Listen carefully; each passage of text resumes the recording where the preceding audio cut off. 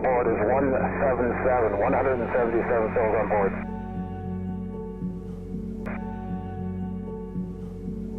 I had a flight where we had smoke in the cockpit shortly after takeoff, and this was a fall evening. It was after dark. We're taking off out of St. Louis for Portland.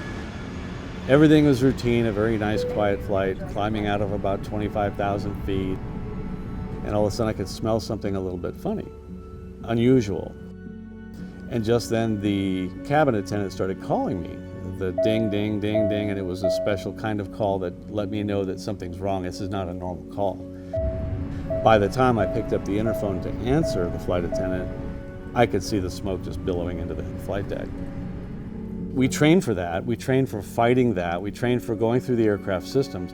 What we don't train for, and something that surprised me during this event, one was how thick the smoke was.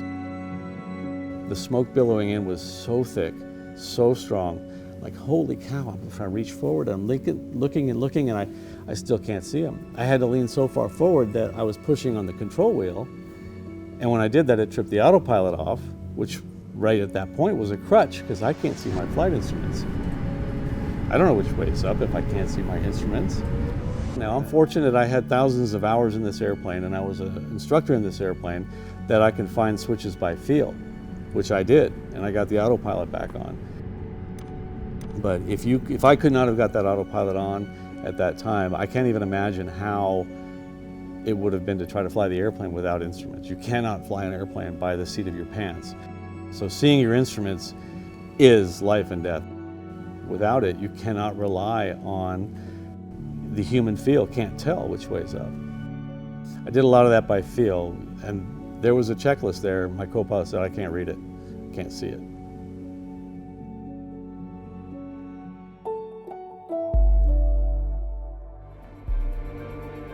Today I got to try the EVAS simulator.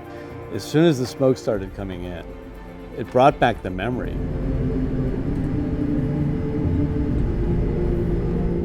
I thought, wow, this is amazing. I was truly impressed. Now I've got control of the airplane. I can see everything. I can see my charts. I can see plates. I can reach and see the flight controls and out the window. That's a lifeline. That's a lifeline. Being able to have your pilot see the instruments and see out the window is life and death. We got to declare an emergency. We have smoke in the cockpit, 177 souls on board.